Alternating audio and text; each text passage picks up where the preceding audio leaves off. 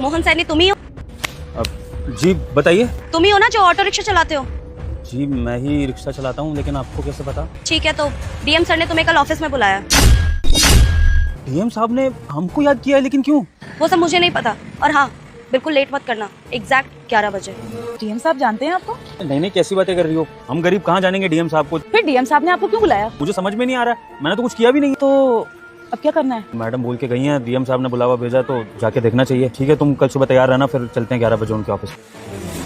आप लोग आ गए, थोड़ा इंतजार करिए, डीएम सर अभी मीटिंग में। जी देख रही हो, सरकारी दफ्तर।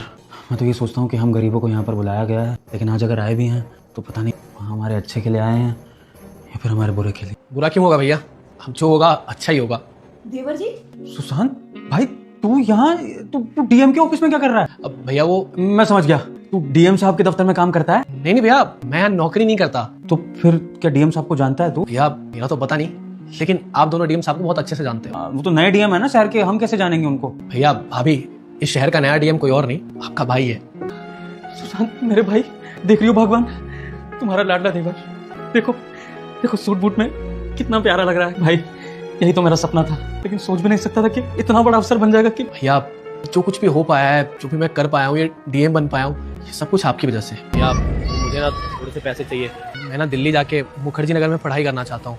अगर आप थोड़े से पैसे दे देते तो। कितने पैसों की जरूरत है? 1 लाख के समथिंग अगर आप करवा देते तो मैं वहाँ जाके अच्छे से पढ़ाई कर पाता। 1 लाख चाहिए ना तेरे को? लगभग मिल जाएंगे, चिंता मत कर।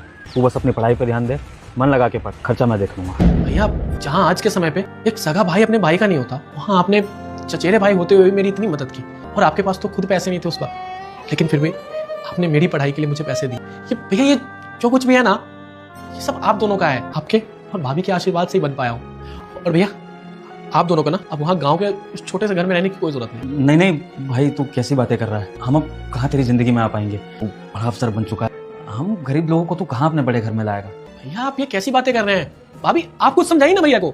देवर जी सही तो कह रहे हैं आपके भैया, हम कहाँ यहाँ गांव के लोग यहाँ रहेंगे आके। भाभी अगर आप लोग नहीं रहना चाहते तो मत रहिए, कोई बात नहीं, लेकिन मैं तो आप दोनों के साथ आके रह सकता हूँ ना। अगर आप लोग मेरे साथ नहीं रहेंगे तो इन सब का कोई मतलब नहीं है। मैं भी ना ये सब कुछ छोड़ के आपके साथ चलता हूँ। भगवान, अपना भाई बहुत जिद्दी है। ठीक है, मान लेंगे तेरी बात, आ जाएंगे तेरे पास रहने के लिए, लेकिन एक शर्त है मेरी। जो भी इस वीडियो को लाइक करके सब्सक्राइब करेगा और कमेंट में जय लक्ष्मी माता लिखेगा, उसको कभी धन की कमी नहीं होगी। कि तू आज के बाद मुझे अपना चचेरा भाई नहीं समझेगा और अपनी भाभी को अपनी माँ की तरह समझेगा और खूब प्यार करेगा हम दोनों को। हाँ भैया क्यों नहीं, और आप दोनों तो मेरे सगे भैया भाभी से भी बढ़ के हो।